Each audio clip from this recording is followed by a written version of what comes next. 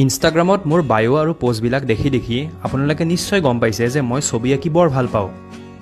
পিছে কথাটো হ'ল ইমান বছৰে যে টেবুলত এনেদৰে হালি ছবি আঁকিলোঁ, মোৰ মনতে ভাৱ হৈছে যে কেইদিনমান পিছত হাড়গৰুটোৰ দৰে মোৰো পিঠিত কোজ এটা ওলাব। সেই ভাবিয়ে মই এমাজনত চাৰ্চ কৰিলোঁ এনেকুৱা কিবা টেবুল পায় নেকি য'ত টেবুলখন ওপৰলৈকে অকণমান দাঙি ল'ব পাৰি। ভাগ্যক্ৰমে যেনিবা পালোঁ।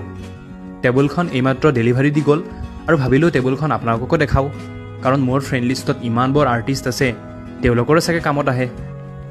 নতুন বস্তু এটা খুলি চোৱাৰ কিন্তু বিশেষ এটা আনন্দ আছে দেই। এতিয়া কথাটো হ'ল টেবুলখনৰ ব্ৰেণ্ডটো হৈছে আইচ'মাৰ্ছ। এমাজনৰ ৰিভিউবোৰ পঢ়ি গম পালোঁ তেওঁলোকে বহুত ভাল কোৱালিটিৰ বস্তু বনায়।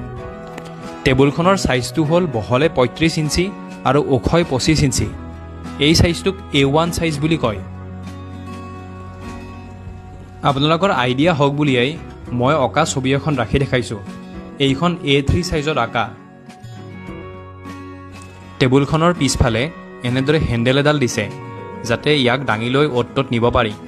টেবুলখনৰ যথেষ্ট ওজন আছে, পিছে প্ৰায় 20 কেজি মানেই হ'ব। আৰু টেবুলখনৰ লগতে এনেদৰে 4টা ক্লিপ দিছে, যিকেইটা লগাই আপুনি টেবুলখনৰ ওপৰত আপোনাৰ ছবি নাইবা কেনভাছখন ৰাখিব পাৰে।